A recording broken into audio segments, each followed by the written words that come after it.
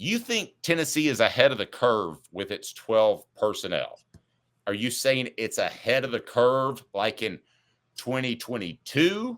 Or are you saying they're just kind of staying ahead of the pack? Because those are two different things. I think it can be ahead of the curve by staying ahead of the pack to keep this offense running if they get the right receivers, which is a question. Now, let me break down why. I was thinking about this recently.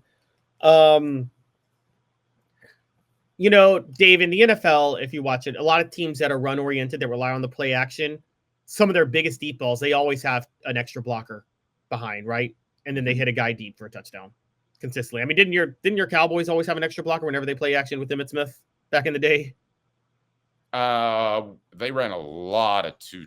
No, they ran a lot of three wide with Kelvin Martin, Alvin Harper, and Michael Irvin, and then your tight end was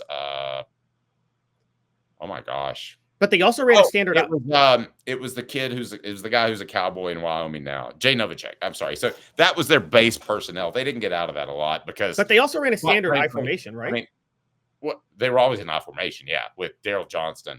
So that's what they ran most of the time with. Well, no, they would take. Let me take that back. I'm sorry.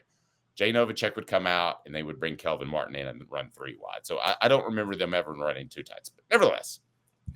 I'm not saying just two tight ends. I'm saying one tight end and a fullback or two tight ends. And don't know, a fullback and an H-back and a tight end.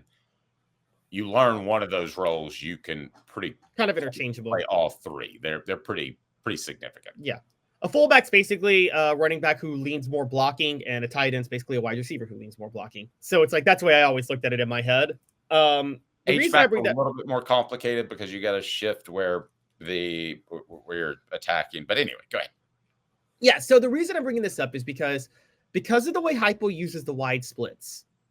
If you have fast enough receivers and you run two tight ends, which, yes, admittedly would only give you two receivers on the outside, I would venture to say, Dave, that you could probably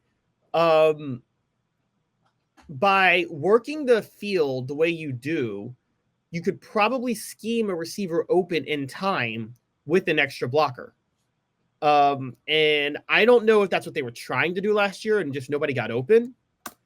But if you run 12 personnel and have that extra blocker and teams are still respecting the run game, which they have to win this offense, Mike Matthews does have speed.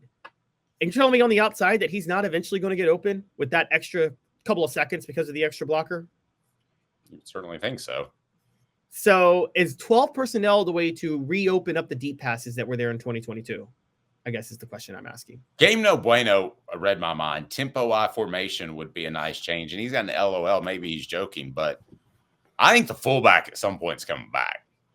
I do. I mean, I just think it's a matter of time. I think 4-3 is going to come back. We're seeing all these hybrid stuff. I mean, it's cyclical, guys. I've been through about 4 or 5 of these cycles in my life. Caleb's not that old. Good for Caleb, but I'm just telling you, it always comes around. So give me your bank on it, brought to you by Commercial Bank.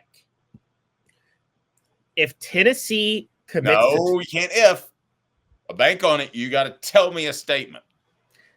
Tennessee's deep ball will return next year by use of 12 personnel.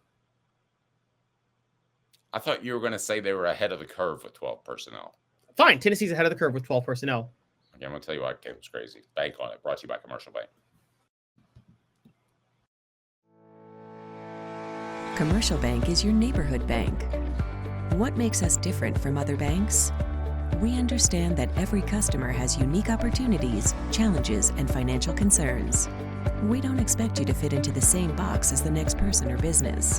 Whether it's purchasing a home, saving for your child's future, or planning for your next vacation, we're with you every step of the way to navigate life's big decisions.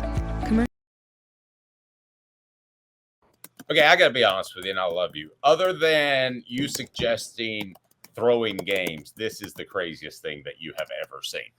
12 personnel, it may evolve one day into being more of a mainstay, but that's just slower people on the field. That's not the way football is played nowadays. And Caleb, they play 12 personnel out of pure desperation. And I bet you it griped Josh Heupel every time he had to play it. He's like, why is Nico not ready to get the ball out fast enough and I have to protect him? Why are these two tight ends hurt? Why are the receivers not getting open fast enough? They're not ahead of the curve. They're not necessarily behind it. They did what they had to do to get by. At the end of the day, when it comes to Josh Heupel's offensive progression, if it continues to progress, this to me is a blip on the radar in 2024 was that I'm really not going to judge him much. Now, I'll judge him on last year because I didn't think Joe Milton was the guy. I'll judge him in year number 1 because he started Joe Milton, and that wasn't the guy. 2022, he gets an A+++. But no, they're not. Caleb, they're not ahead of the curve. They're trying to keep their head above water, buddy. Well, you said other than throwing games, this was the craziest thing. But Penn State and Texas both lost their conference title games, and they got further in the college football playoff than the teams that beat them. So, there's that. I'm just telling you. Okay. Ohio State missed out on the Big Ten title game by losing to Michigan. You're never going to purposely drop a game. Ohio State missed out on the title game by losing to Michigan, and now they're in the national title game. Okay. So Notre Dame lost to Notre. I'm just saying. I ran this by somebody actually in Tennessee's football department. They said in football you can't do that. You lose an edge, and that's what I believe as well. But we can agree to disagree. Whatever. Okay, I think I was right. Rick Barnes through the SEC tournament took Tennessee for as far as they've ever gone in the NCAA tournament last year. Anyways, to the point of coincidences. Oh yeah, a lot of them now. Here's where they'll be ahead of the curve with 12 personnel, and you just said it. The fullback making a comeback, and this is what I would advise Josh Heupel and Joey Halsley to do. Take one of your tight ends, start lining them up at fullback, because here's why, Dave. Teams are going to stay. They did, but they would only do it on certain goal line plays. No, I'm saying throughout the game, and here's why. Teams are staying committed to this 3-3-5, right? Yes. You get the running back behind the fullback, that's going to clear a hole for them every time because that's going to put the fullback one-on-one with one of those linebackers to block. That's an easy block for a tight end, right? If the tight end is in position to block the linebacker, they're winning that block every time.